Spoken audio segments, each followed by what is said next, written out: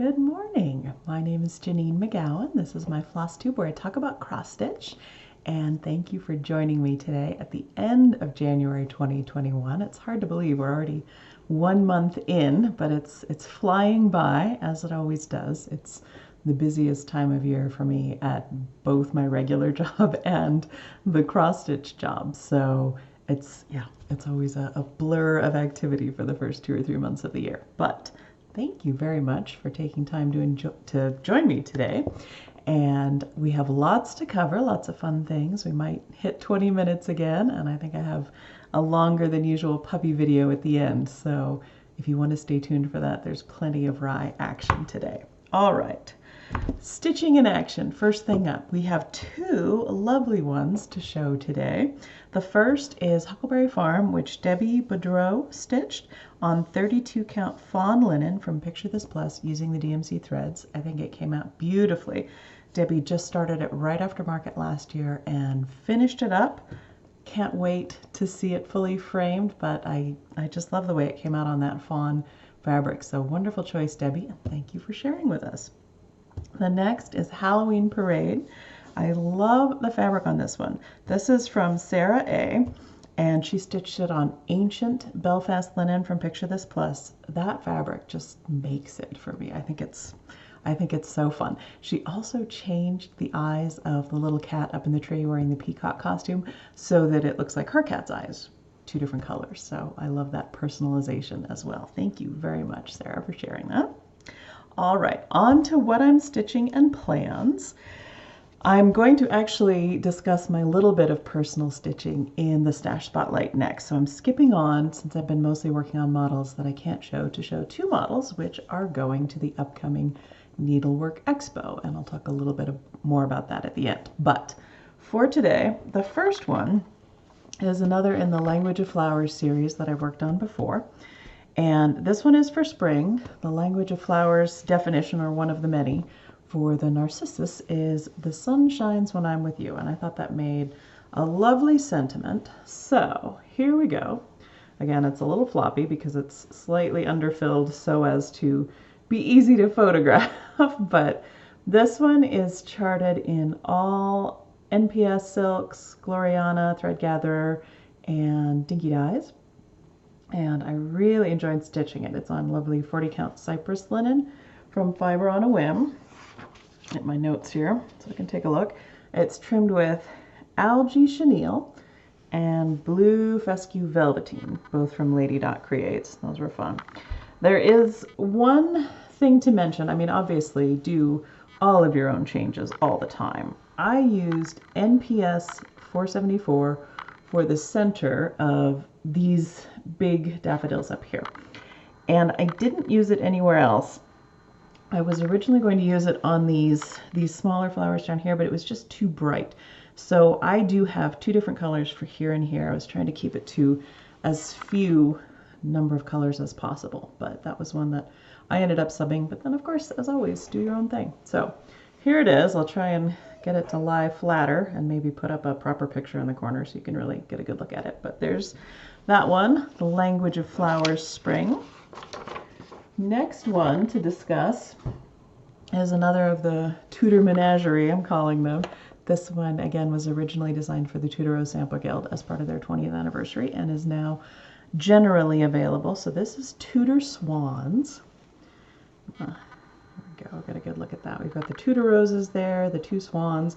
Swans are a very common theme in Tudor art and Tudor design. They represented fidelity and a lot of things that the Tudors found really admirable. So up here on the top, I've got a crown.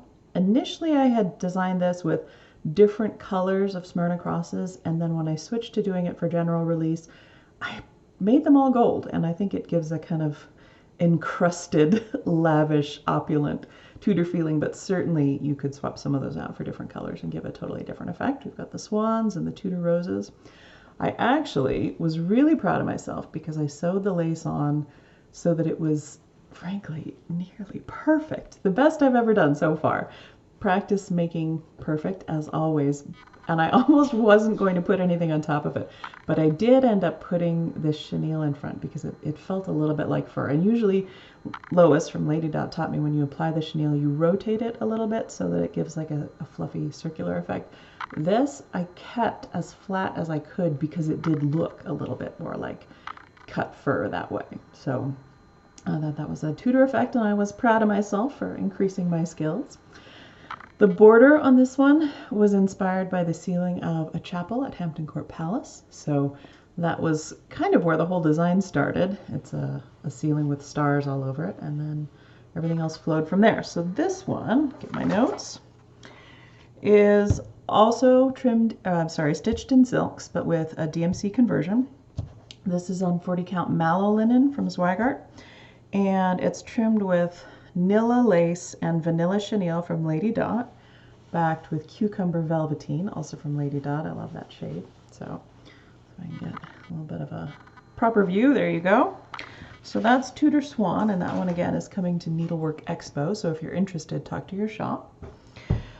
Then on to Stash Spotlight. I have something extra fun, and I haven't done much stitching on it, but I just couldn't resist. So the initial design is Betsy Davis 1797 from the Scarlet Letter, and it's a beautiful chart. I've seen it several times, I think it's lovely, but I hadn't necessarily felt like, oh, I've got to stitch that. And then I saw on one of the Facebook groups, I think it was Sampler World, Emma B posted pictures of her stitch of this chart in process, and she didn't have any of the borders filled in, and so I'll put that up there. She's using the called for DMCs plus some substitutions from her own stash. Seeing it without the border filled in, and I loved her substitute text, made me just so anxious to stitch it.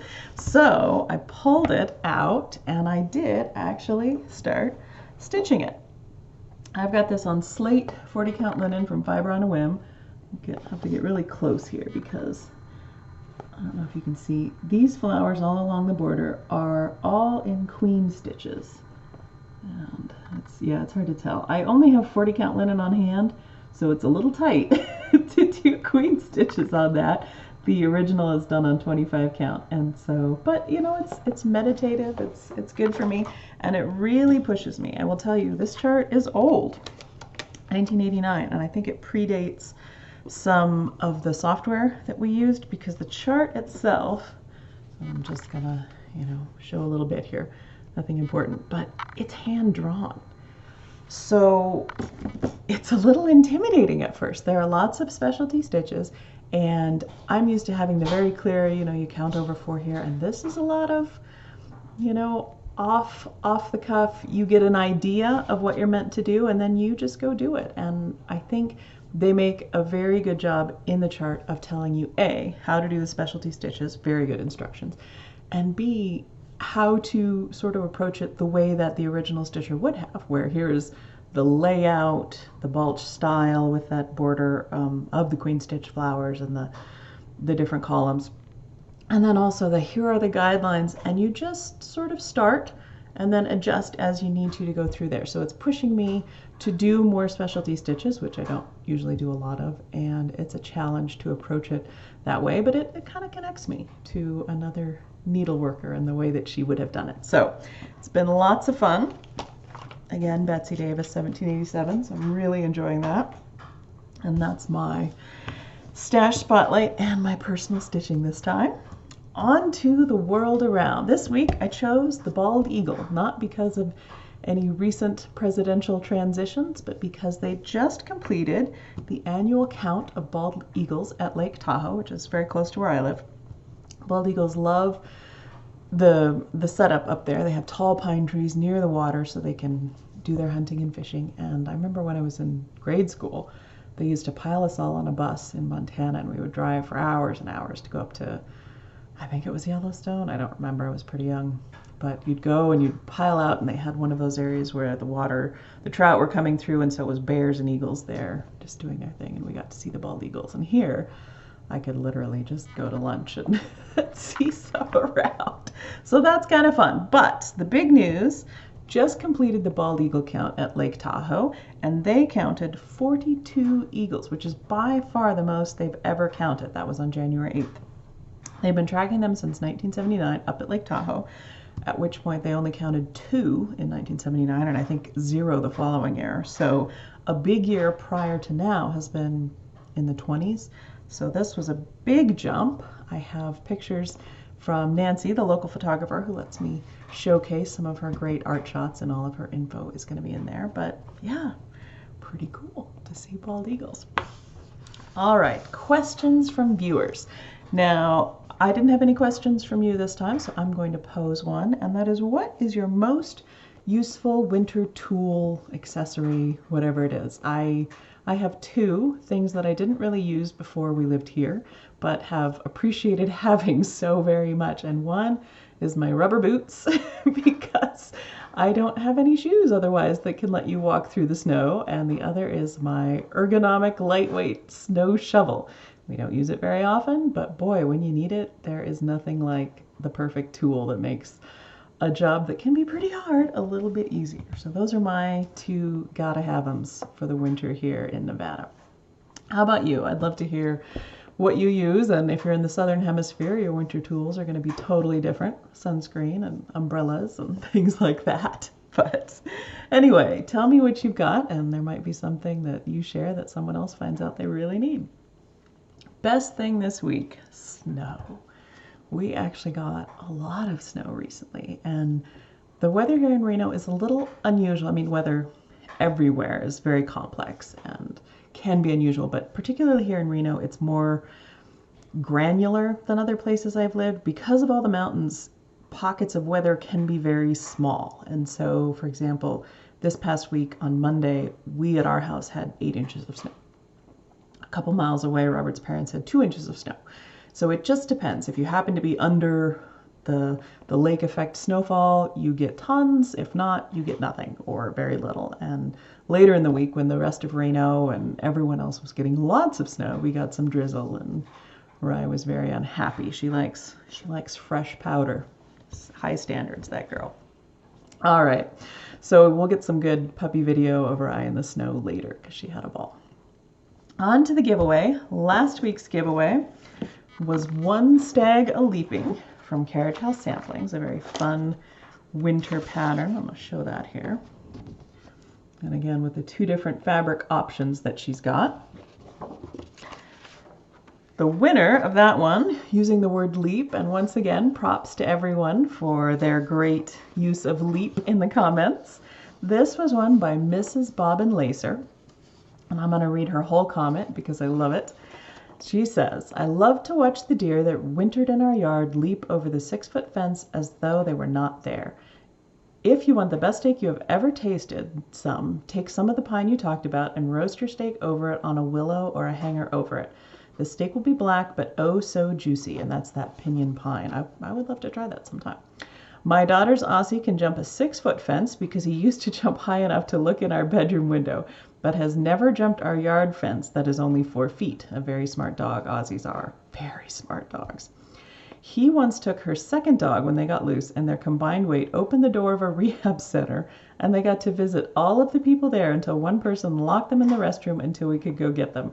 The older dog is trained to go in these places, and he loves people just as much as the younger one does." So, congratulations, Miss Bobbin Lacer. You win that chart. I hope you enjoy it, and your daughter's dogs sound like quite a smart pair of adventurers. So thank you for sharing that. On to the giveaway this week, and before I do that, quickly a brief apology to the winners of last Flosstube's giveaways. I still haven't sent those, and I am sorry. Work has been so crazy I haven't been to the post office, but I am going on Monday for sure because I have to, so make sure you get those out to you right away. And also to Mrs. Bobbin Lacer, if you reach out in the comments and let me know your address, I'll get yours headed your way as well. This week's giveaway, all right. Sarah Barker, 1840. This one, I believe, came out at Market last year, Nashville Market, and I love it. I love it so much that I accidentally bought it twice.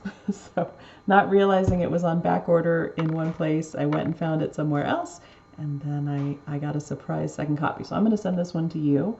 I'd love to see what you want to do with it. And if you want to get this, use the word flower in your comments. It's got all these great flowers that, frankly, depending on the color you made them, could be pretty much any flower you want. So just a fun stitch. It's not very big. Let's see.